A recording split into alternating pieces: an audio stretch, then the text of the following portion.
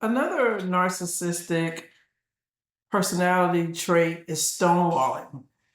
What does stonewalling mean for a narcissist? Stonewalling is refusal to communicate. And I know it sounds crazy, like a person would literally refuse to communicate with you. And that's okay if they don't live in your home. Well, my narcissistic father, elderly father, by the way, lives in my home. Initially, I didn't know it was stonewalling. I just thought he was quiet. But I started to watch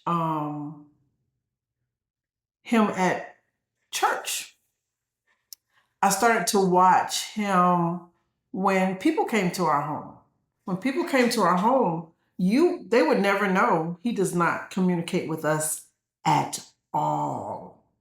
And I mean at all. He's been in my home for about 17 months now.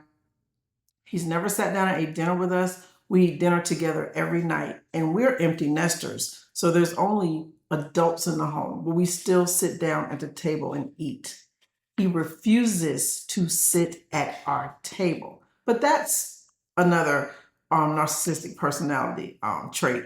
But the stonewalling, at first I thought, well, maybe he's uncomfortable. He's in a new environment. He'll adjust. He's not adjusted.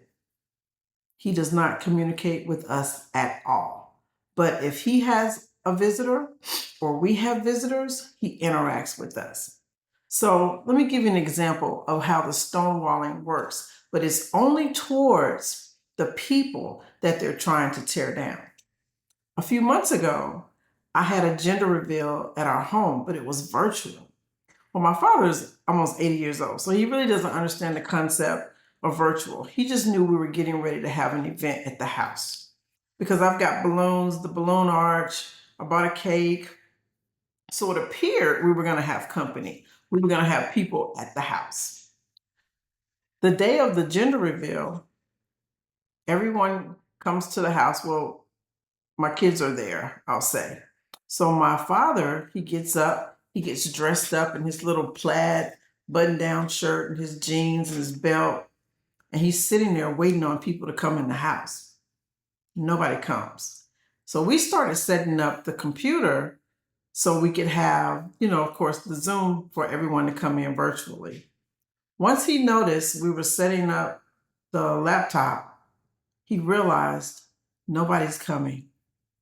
He left, went back upstairs to that room, and never interacted with us during the event. That is stonewalling. And I smile when I talk about these terms, not because I think it's funny. I do not think it's funny. It is such a relief to my heart, to my soul, and to my mind that I have something to define the craziness that I have to experience with not just one parent, but two. So I'm smiling because I feel blessed that there is a way to define this craziness that I am forced to deal with for the rest of his life.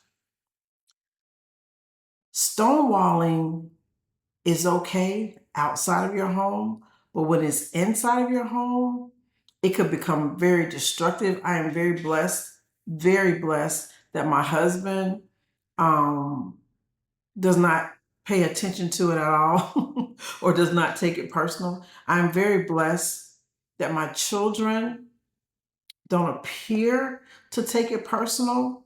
But in hindsight, what I've learned is if someone mistreats you, they will mistreat your entire family.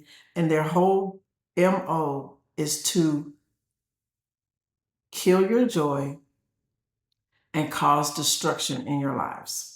That is all they're concerned about, because an adult male would not disrespect another man's house with stonewalling tactics unless they had some type of mental illness.